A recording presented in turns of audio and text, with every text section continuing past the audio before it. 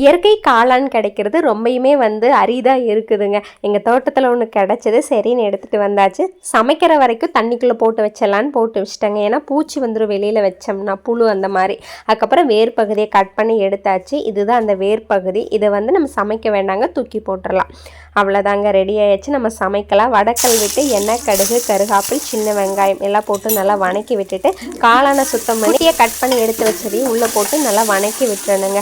அதுக்கப்புறம் நம்மளுக்கு தேவையான அளவு உப்பு, மஞ்சத்தூள், நம்ம வீட்டில் அரைச்ச மிளகு பொடி, குழம்பு தூள் சொல்லுவாங்க, அது அவ்வளோதாங்க. வெறும் உப்பு மிளகு பொடியும் போட்டு செஞ்சு வருங்க, ஜம்முன்னு வரும்னு சொல்லுவாங்கள்ல, அந்த மெத்தட் தாங்க. போட்டு நல்லா வணக்கி விட்டாச்சு.